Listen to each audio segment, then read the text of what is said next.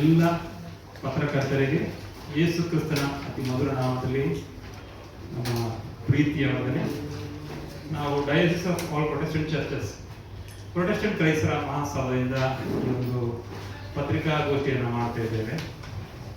ಮೊದಲಾಗಿ ನನಗೊಂದು ದೇವರ ವಾಕ್ಯ ಇರಬೇಕು. ಅದೇನಪ್ಪ ಅಂದರೆ, ಈ ಅವೆಲ್ಲ ಬೇಡ, ಜನರಲ್ ಆಗಿ ಮ್ಯಾಟ್ರ್ ಏನಿದೆ ಅದಕ್ಕೆ ಬನ್ನಿ. ವಾಕ್ಯ ಹೇಳ್ತಾ ಇದೆ, ಅದೇನಪ್ಪ ಅಂದರೆ, ಸಮಾಧಾನ ಉಂಟು ಮಾಡುವವರು ದೇವರ ಮಕ್ಕಳೆಂಬುದೇ ಕರೆಯಲ್ಪಡ್ತಾರೆ ಅಂತ. ಅದು ಏಕೆ ನಾನು ಹೇಳ್ತೇನೆ ಅಂದರೆ, ಪತ್ರಕರ್ತರು ನೀವು ಕೊಡುವಂಥ ವಾರ್ತೆಗಳು ನಮ್ಮ ಮನೆಯೊಳಗಡೆಗೆ ಸಮಾಧಾನ ತರ್ತದೆ, ಸಂತೋಷ ತರ್ತದೆ, ಜಾಗೃತಿ ತರ್ತದೆ. ಅದರಿಂದ ನಾವು ನಿಮ್ಮನ್ನು ಕೂಡ ಹೇಗೆ ಪೊಲೀಸವರು ಮನೆಯ ಹೊರಗಡೆ ಕಾಯ್ತಾರೋ ಅದೇ ಪ್ರಕಾರ ಮನೆ ಒಳಗಡೆ ಸಮಾಧಾನ ತರುವಂಥ ಎಂಬುದಾಗಿ ನಾವು ನಂಬಿದ್ದೇವೆ. ನಾವು ನಿಮಗಾಗಿ ಪ್ರಾರ್ಥನೆ ಮಾಡೋದಾಗಿದ್ದೇವೆ.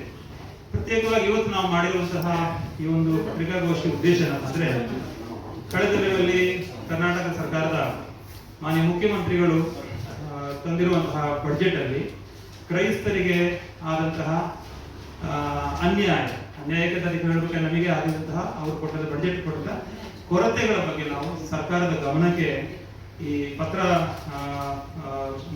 ಪತ್ರಿಕೆ ಮೂಲಕವಾಗಿ ಮೀಡಿಯಾ ಮೂಲಕವಾಗಿ ಸರ್ಕಾರದ ಗಮನ ಸೆಳೆಯಬೇಕು. ಮಾತ್ರವಲ್ಲ, ಸಾರ್ವಜನಿಕರ ಗಮನ ಕೂಡ ಸೆಳೆಯಬೇಕು ಎಂಬ ಉದ್ದೇಶದಿಂದ ಈ ಒಂದು ಪತ್ರಿಕಾ ಘೋಷಣೆ ಮಾಡ್ತಾ ಇದ್ದೇವೆ. ನಾವು ಮೊದಲನೇದಾಗಿ ಕರ್ನಾಟಕ ಸರ್ಕಾರಕ್ಕೆ ಧನ್ಯವಾದ ತಿಳಿಸ್ತೇವೆ. ಯಾಕೆಂದ್ರೆ ನಮಗೆ ಕ್ರಿಶ್ಚಿಯನ್ ಡೆವಲಪ್ಮೆಂಟ್ ಬೋರ್ಡ್ ಅಥವಾ ಕ್ರಿಶ್ಚಿಯನ್ ಕಮ್ಯುನಿಟಿ ಡೆವಲಪ್ಮೆಂಟ್ ಕಾರ್ಪೊರೇಷನ್ ಅನ್ನ ಸ್ಥಾಪನೆ ಮಾಡಿದ್ದಕ್ಕಾಗಿ ನಾವು ಸರ್ಕಾರಕ್ಕೆ ಧನ್ಯವಾದ ತಿಳಿಸ್ತೇವೆ. ಆದರೆ ಏನಾಗಿದೆ ಅಂದ್ರೆ, 2026-27ನೇ ವರ್ಷಕ್ಕೆ ನಮಗೆ ಕೊಟ್ಟಿದ್ದ ಬಡ್ಜೆಟ್ ಅಲ್ಲಿ ಕೇವಲ 96 ಕೋಟಿ ಮಾತ್ರನೇ ಮೀಸಲಿಟ್ಟಿದ್ದಾರೆ. ಅದಕ್ಕೆ ಮೊದಲು 250 ಕೋಟಿ ಮೀಸಲಿಟ್ಟರು ಕೂಡ ನಮ್ಮ KMTCಗೆ ಅವರು ಕೊಟ್ಟಿರುವಂತದ್ದು ಕೇವಲ 85 ಕೋಟಿ. ಸೊ 165 ಕೋಟಿ ನಮಗೆ ಕೊಡಬೇಕು, ಅದು ಕೊಟ್ಟಿಲ್ಲ. ಆದ್ರೆ ನಮಗೆ ಅಗತ್ಯಗಳು ಜಾಸ್ತಿ ಇದೆ, ಅಪ್ಲಿಕೇಶನ್ ಜಾಸ್ತಿ ಇದೆ. ಆದ ಕಾರಣ ಸರ್ಕಾರ ಅದನ್ನು ಮಾಡಬೇಕು ಅಂತ ಹೇಳಿ ನಾವು ಕೇಳ್ತೇವೆ. ಮೊದಲನೇದಾಗಿ ಆ 205 ಕೋಟಿ ಏನು ಕೊಟ್ಟಿದ್ರು ಅದನ್ನು ಬಾಕಿ ಉಳಿಸಲು ಕೊಡಬೇಕು.